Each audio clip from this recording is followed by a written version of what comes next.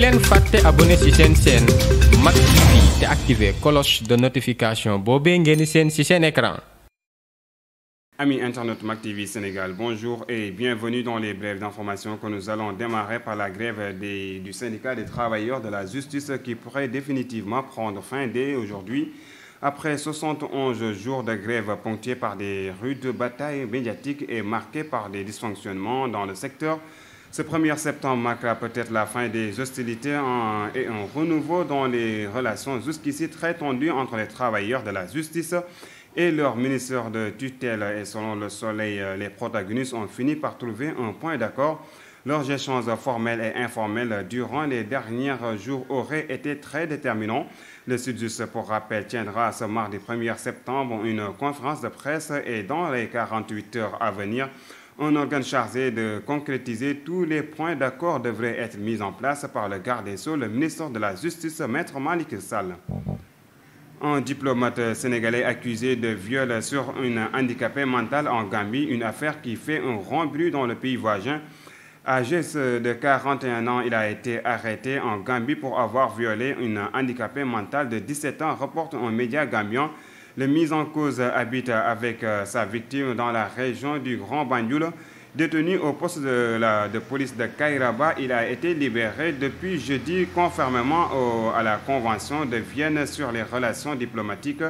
Et selon la mère de la fille, le diplomate a attiré et violé sa fille moyennant la somme de 20 dalasi tout en sachant qu'il ne jouissait pas de toutes ses facultés mentales. Et selon toujours elle, tout a commencé le jour où la fille allait chercher de l'eau à la borne fontaine commune de l'enceinte. L'homme lui a dit d'aller dormir avec lui, a-t-il précisé la mère de la victime. Nous parlons de toute autre chose avec la star sénégalo-américain qui a lancé hier les travaux de construction de sa ville Akon City. Sur une superficie de 500 hectares, le rapport voyait construire une ville capable de concurrencer à la ville de Okanda. À cette occasion, Akon a expliqué ses ambitions dans sa ville et selon lui, la ville d'Akon City va exploiter tout ce qui est potentiel. Ils vont aussi travailler avec des partenaires des universités américaines pour donner des possibilités aux jeunes de pouvoir bénéficier de l'enseignement de qualité qui se dispense aux États-Unis au lieu d'aller prendre des vols pour aller prendre ses connaissances. Il ajoute qu'ils sont aussi en train de travailler avec plus de 45 000 entreprises pour voir comment créer des opportunités d'emploi et d'affaires. Nous aurons aussi un département médical qui sera équipé d'hôpitaux avec une capacité de 10 000 lits, a-t-il promis le chanteur sénégalo-américain.